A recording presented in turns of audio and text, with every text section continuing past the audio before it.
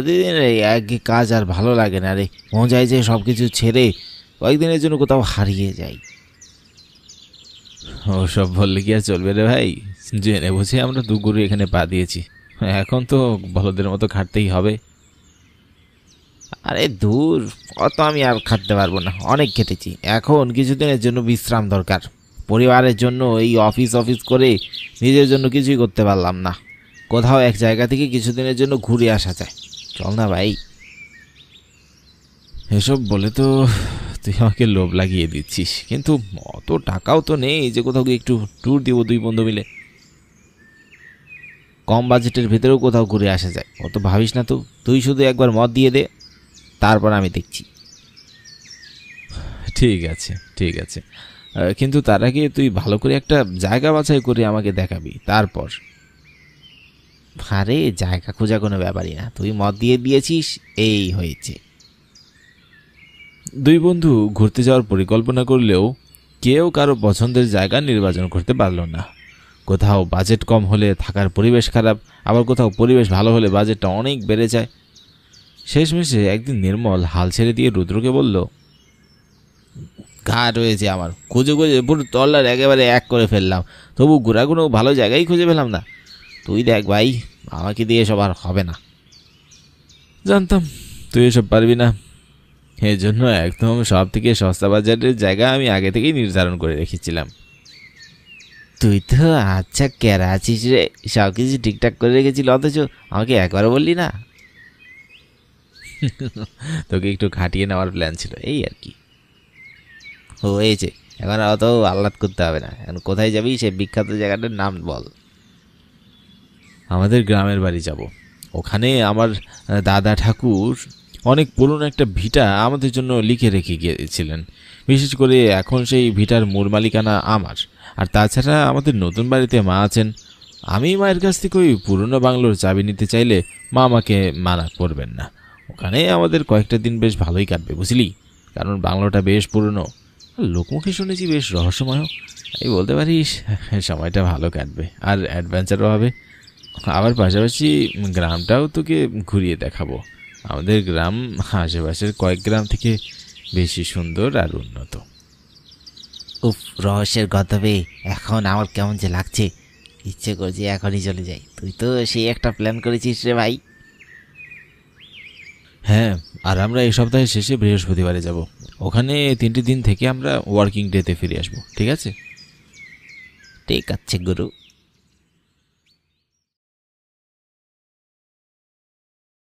পরের সপ্তাহেই রুদ্র নির্মলকে নিয়ে তাদের গ্রামের বাড়ি চলে গেল। রুদ্রর বন্ধুকে রুদ্রর মা বেশ খাতির যত্ন করল। দুপুরে খেতে খেতে রুদ্র তার মাকে বলল, মা, তুমি আজকে ওই পুরনো বাড়িটার চাবিটা দিও তো।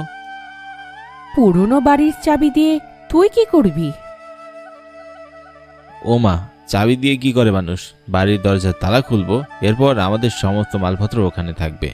আমি আর নির্মল পরিকল্পনা করেছি আমরা 2 দিন ওখানেই থাকবো। না বাবা, তুই এমন কাজ করিস না, ওই বাড়িটা ভালো না রে। মা, তুমি এখনো কুসংস্কার নিয়ে পড়ে আছো। আর ওই বাড়ি ভালো নাকি খারাপ সেটা তো আমাকে যাচাই করতে হবে, যেহেতু ওই বাড়ির মূল মালিকানা আমার হাতে, আর আমি এখন প্রাপ্তবয়স্ক। তার মানে ইতিমধ্যে আমি এর মালিকানা পেয়েও গেছি। কাকিমা, আপনার ছেলে তো ছোট বাচ্চা নেই, তাছাড়া ওর সাথে তো আমিও থাকবো। আমরা দুজনে মিলে ঠিক থাকতে পারবো, আপনি চিন্তা করবেন না। আমরা দুজন সশরীরে এসে অক্ষত অবস্থায় আপনার এখানে এসে উপস্থিত হবো। আর যদি এমন কোনো রহস্য থেকে থাকে সেটাও উদ্ঘাটন করবো, একদম বোতলে ভরে নিয়ে আসবো। কি রে রুদ্র, বল। ঠিকই বলেছিস। কি এমন খারাপই আছে ওই বাড়িতে সেটা আমি উদ্ঘাটন এবার করেই ছাড়বো। রুদ্র এবং নির্মলের জোড়াজুড়িতে মৃণালী দেবী আর বাধা দিতে পারলেন না। অনিচ্ছা সত্ত্বেও তিনি ছেলের হাতে বাড়ির চাবি তুলে দিলেন। সন্ধ্যায় দুই বন্ধু তাদের সমস্ত জিনিসপত্র নিয়ে সেই বাড়ির সামনে চলে গেল।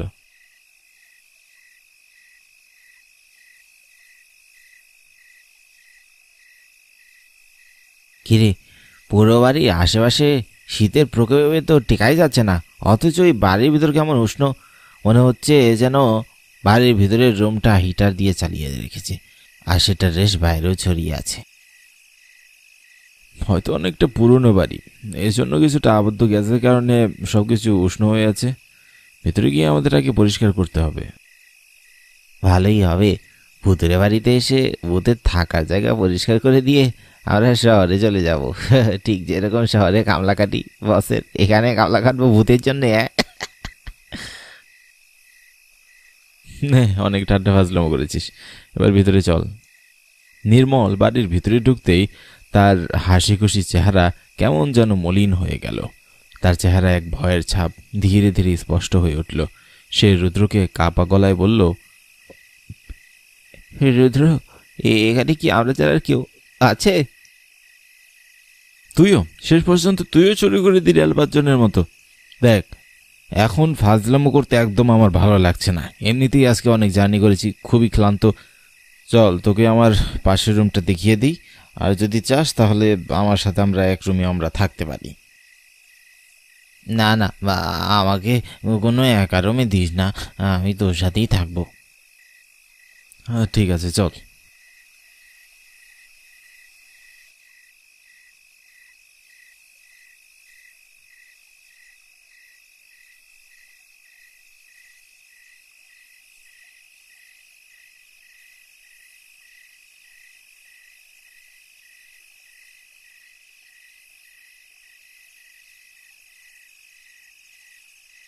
ঘরটা তো বেশ সুন্দর, তাই না? হ্যাঁ।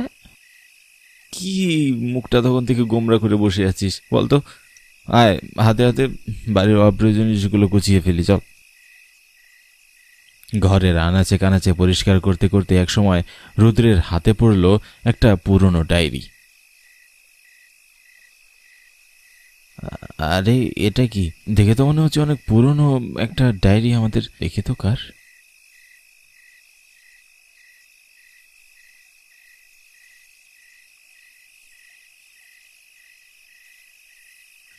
রুদ্র ডায়েরিটা পড়ল। ডায়েরিটা একটা মেয়ের লেখা। মেয়েটার নাম মধুবালা। সেই বাড়িতে দাসী হিসাবে কাজ করত। রুদ্র দাদা ঠাকুর প্রবাল মিত্র মেয়েটিকে তার নিজের ব্যক্তিগত দাসী হিসাবে তাকে ভোগ করতেন। মেয়েটি বাড়ি থেকে পালিয়ে যেতে চাইলে তাকে প্রাণে মারার হুমকি দিতেন। এমনকি দিনের পর দিন এমন লাঞ্ছনা গঞ্জনা পাশবিকতা সহ্য করতে করতে একসময় মেয়েটি আত্মহত্যাই করে বসে। কিন্তু মৃত্যুর সময় মেয়েটি প্রতিজ্ঞা করে যায় এই বাড়ির সর্বশেষ উত্তরাধিকারীকে সে মেরে তার আত্মার মুক্তি লাভ করবে। ডায়েরি পুরোটা পড়ে রুদ্র শরীর হিম হয়ে যায়। আচমকা কোথা থেকে আসা দমকা হাওয়া তাদের গোছানো ঘরকে লণ্ডভণ্ড করে দিতে শুরু করে। রুদ্র চিৎকার করে নির্মলকে বলে, এই নির্মল, এত জোরে হাওয়া দিচ্ছে কেন রে? আমি তো কিছুই বুঝতে পারছি না, সব তো স্বাভাবিকই ছিল। আর দেখ, এই হাওয়াটা কি গরম, মনে হচ্ছে পুরো গায়ের মাংস ঝলসে নিয়ে যাবে। আমাদের এক মুহূর্ত এখানে থাকা ঠিক হবে না, তাড়াতাড়ি চল, এক্ষুনি এই বাড়ি থেকে পালাতে হবে। এই বাড়িতে এক অশরীরী শক্তির বাস আছে। আমি তোকে আগেই বলেছিলাম এখানে কিছু একটা আছে, তুই আমার কথা শুনলি না। তাড়াতাড়ি চল, আর দেরি করিস না। রুদ্র আর নির্মল দ্রুত ঘর থেকে বেরিয়ে যাওয়ার মুহূর্তে হঠাৎ তাদের মুখের সামনে দরজা বন্ধ হয়ে গেল। সাথে সাথে তারা এক নারীর ভারী নিঃশ্বাসের উপস্থিতি টের পেল। নির্মল রুদ্রের সামনেই দাঁড়িয়েছিল। সে স্পষ্ট দেখতে পেল রুদ্রের ঘাড়ে একটা কালো ছায়া দাঁড়িয়ে আছে। ছায়ার মাথার কাছে শুধু দুটো চোখ লাল হয়ে জ্বলজ্বল করতে দেখা যাচ্ছে। নির্মল ভয়ে আতঙ্কে কথা বলার শক্তি হারিয়ে ফেলল। রুদ্র তার এমন অবস্থা থেকে জিজ্ঞাসা করল, নির্মল, কি হয়েছে? এমন করছিস কেন বে? কি দেখেছিস তুই? রুদ্র, তোর পেছনে ওটা কি দাঁড়িয়ে? নির্মলের কথাটা শেষ হতে না হতেই রুদ্র কাঁধের উপর একটা ঠান্ডা হাত অনুভব করল। রুদ্র কাকতি মিনতি করে তার কাছে ক্ষমা চাইতে লাগলো।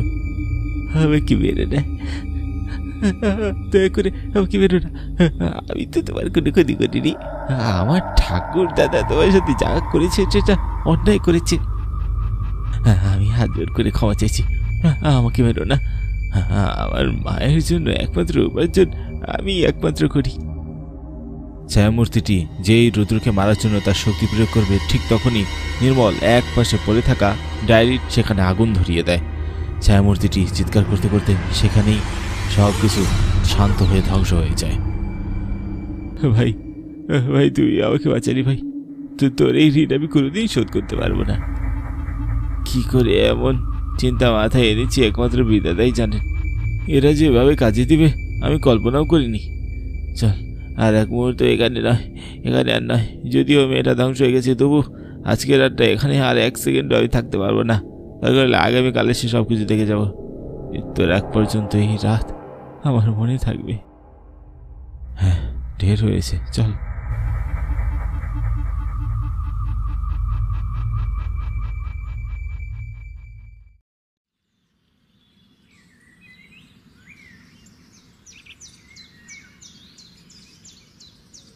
প্রতিদিন এই একই কাজ আর ভালো লাগে না রে। মন যায় যে সব কিছু ছেড়ে কয়েকদিনের জন্য কোথাও হারিয়ে যাই। ও সব বললে কি আর চলবে রে ভাই? জেনে বুঝে আমরা দুগুরু এখানে পা দিয়েছি, এখন তো বলদের মতো খাটতেই হবে। আরে দূর, অত আমি আর খাটতে পারবো না, অনেক খেটেছি। এখন কিছুদিনের জন্য বিশ্রাম দরকার। পরিবারের জন্য এই অফিস অফিস করে নিজের জন্য কিছুই করতে পারলাম না। কোথাও এক জায়গা থেকে কিছুদিনের জন্য ঘুরে আসা যায়, চল না ভাই। এসব বলে তো তুই আমাকে লোভ লাগিয়ে দিচ্ছিস, কিন্তু অত টাকাও তো নেই যে কোথাও গিয়ে একটু ট্যুর দিব দুই বন্ধু মিলে। কম বাজেটের ভেতরেও কোথাও ঘুরে আসা যায়, অত ভাবিস না তো। তুই শুধু একবার মত দিয়ে দে, তারপর আমি দেখছি। ঠিক আছে, ঠিক আছে, কিন্তু তার আগে তুই ভালো করে একটা জায়গা বাছাই করে আমাকে দেখাবি, তারপর। আরে জায়গা খোঁজা কোনো ব্যাপারই না, তুই মত দিয়ে দিয়েছিস, এই হয়েছে। দুই বন্ধু ঘুরতে যাওয়ার পরিকল্পনা করলেও কেউ কারো পছন্দের জায়গা নির্বাচন করতে পারল না। কোথাও বাজেট কম হলে থাকার পরিবেশ খারাপ, আবার কোথাও পরিবেশ ভালো হলে বাজেটটা অনেক বেড়ে যায়। শেষমেশে একদিন নির্মল হাল ছেড়ে দিয়ে রুদ্রকে বলল, ঘা রয়েছে আমার, খুঁজে খুঁজে পুরো তল্লার একেবারে এক করে ফেললাম, তবু ঘোরাঘুরো ভালো জায়গায় খুঁজে পেলাম না। তুই দেখ ভাই, আমাকে দিয়ে এসব আর হবে না। জানতাম তুই এসব পারবি না, এর জন্য একদম সব থেকে সস্তা বাজারের জায়গা আমি আগে থেকেই নির্ধারণ করে রেখেছিলাম। তুই তো আচ্ছা কেরা আছিস রে, সব কিছু ঠিকঠাক করে রেখেছিল, অথচ আমাকে একবারও বললি না। তোকে একটু খাটিয়ে নেওয়ার প্ল্যান ছিল, এই আর কি। হয়েছে, এখন অত আহ্লাদ করতে হবে না। এখন কোথায় যাবি, সে বিখ্যাত জায়গাটার নাম বল। আমাদের গ্রামের বাড়ি যাব। ওখানে আমার দাদা ঠাকুর অনেক পুরনো একটা ভিটা আমাদের জন্য লিখে রেখে গিয়েছিলেন। বিশেষ করে এখন সেই ভিটার মূল মালিকানা আমার। আর তাছাড়া আমাদের নতুন বাড়িতে মা আছেন। আমি মায়ের কাছ থেকে ওই পুরনো বাংলোর চাবি নিতে চাইলে মা আমাকে মানা করবেন না। ওখানে আমাদের কয়েকটা দিন বেশ ভালোই কাটবে বুঝলি, কারণ বাংলোটা বেশ পুরনো। লোকমুখে শুনেছি বেশ রহস্যময়। এই বলতে পারিস সময়টা ভালো কাটবে আর অ্যাডভেঞ্চারও হবে। আবার পাশাপাশি গ্রামটাও তোকে ঘুরিয়ে দেখাবো। আমাদের গ্রাম আশেপাশের কয়েক গ্রাম থেকে বেশি সুন্দর আর উন্নত। উফ, রহস্যের গন্তব্যে এখন আমার কেমন যে লাগছে, ইচ্ছে করছে এখনই চলে যাই। তুই তো সেই একটা প্ল্যান করেছিস রে ভাই। হ্যাঁ, আর আমরা এই সপ্তাহের শেষে বৃহস্পতিবারে যাব। ওখানে 3টে দিন থেকে আমরা ওয়ার্কিং ডেতে ফিরে আসবো, ঠিক আছে? ঠিক আছে গুরু।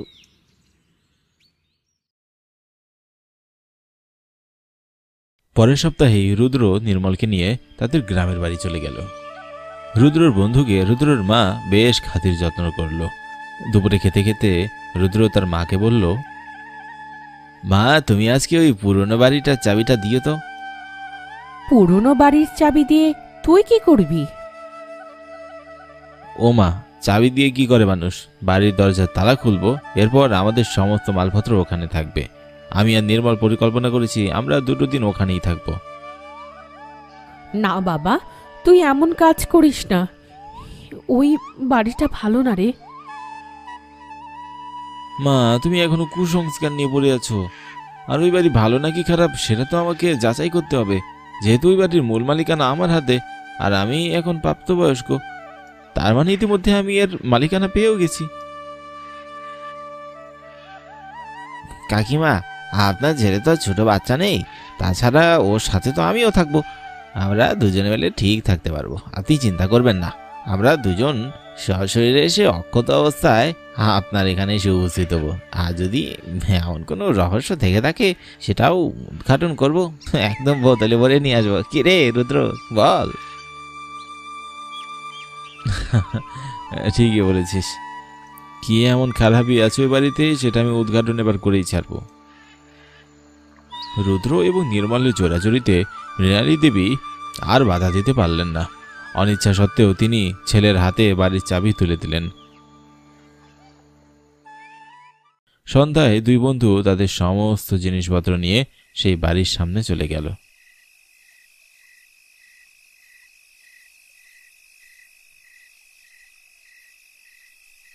কিরে, পুরো বাড়ির আশেপাশে শীতের প্রকোপে তো টেকাই যাচ্ছে না, অথচ ওই বাড়ির ভিতর কেমন উষ্ণ। মনে হচ্ছে যেন বাড়ির ভিতরের রুমটা হিটার দিয়ে চালিয়ে রেখেছে, আর সেটা রেশ বাইরেও ছড়িয়ে আছে। হয়তো অনেকটা পুরনো বাড়ি, এর জন্য কিছুটা আবদ্ধ গ্যাসের কারণে সবকিছু উষ্ণ হয়ে আছে। ভেতরে গিয়ে আমাদের আগে পরিষ্কার করতে হবে। ভালোই হবে, ভূতের বাড়িতে এসে ভূতের থাকার জায়গা পরিষ্কার করে দিয়ে আমরা শহরে চলে যাব। ঠিক যেরকম শহরে কামলা কাটি বসের, এখানে কামলা কাটবো ভূতের জন্য। অনেক ঠাট্টা ফাজলামো করেছিস, এবার ভিতরে চল।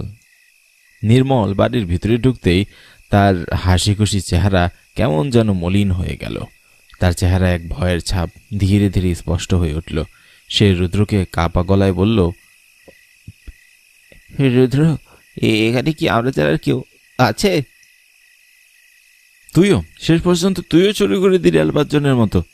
দেখ, এখন ফাজলামো করতে একদম আমার ভালো লাগছে না। এমনিতেই আজকে অনেক জার্নি করেছি, খুবই ক্লান্ত। চল, তোকে আমার পাশের রুমটা দেখিয়ে দিই, আর যদি চাস তাহলে আমার সাথে আমরা এক রুমে আমরা থাকতে পারি। না না, আমাকে কোনো একা রুমে দিস না, আমি তোর সাথেই থাকবো।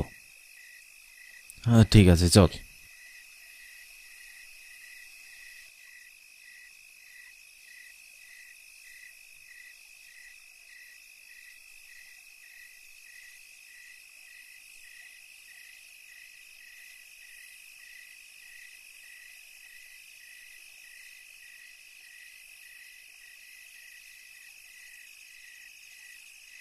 ঘরটা তো বেশ সুন্দর, তাই না? হ্যাঁ। কি মুখটা তখন থেকে গোমরা করে বসে আছিস বলতো? আয়, হাতে হাতে বাড়ির অপ্রয়োজনীয় জিনিসগুলো গুছিয়ে ফেলি, চল। ঘরের আনাচে কানাচে পরিষ্কার করতে করতে একসময় রুদ্রের হাতে পড়ল একটা পুরনো ডায়েরি। আরে এটা কি? দেখে তো মনে হচ্ছে অনেক পুরনো একটা ডায়েরি আমাদের। দেখে তো কার?